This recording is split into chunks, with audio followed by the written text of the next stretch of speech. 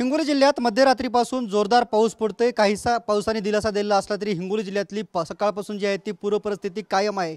मी आता कळमनुरी तालुक्यातील शेवाळा गावामध्ये आहे। याच शेवाळा गावामध्ये कयाधू नदीचं पाणी शिरलेलं आहे।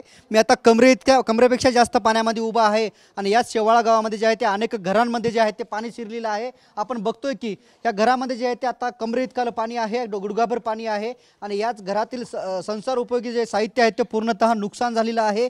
अनेक ग्रामस्थांच्या घरामध्ये पाणी घुसलेलं आहे।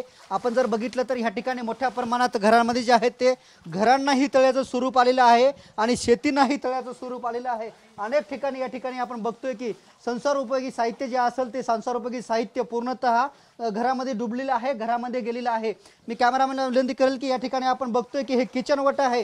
पूर्णतः किचन वटा जो आहे तो या कुटुंबाचा, या परिवाराचा पाण्याखाली गेलेला आहे आणि यांनी जे आहे ते सुरक्षित स्थळी, गॅसचं सिलेंडर असेल, शेगडी असेल, हे सगळं जे आहे ते या ठिकाणी सुरक्षित स्थळी ठेवलेलं आहे। आपण जर बघायला गेलं तर या ठिकाणी मोठ्या प्रमाणात पाऊस झालेला आहे।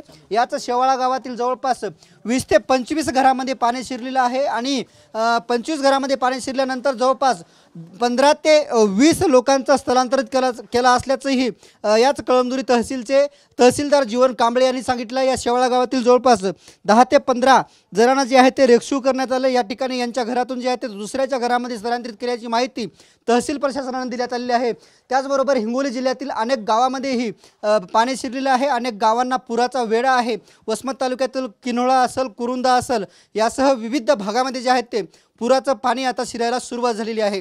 कॅमेरामॅन अनिकेत दहातोंडेसह मी रमेश चेंडके, TV9 मराठी, शेवाळा, कळमनुरी, हिंगोली।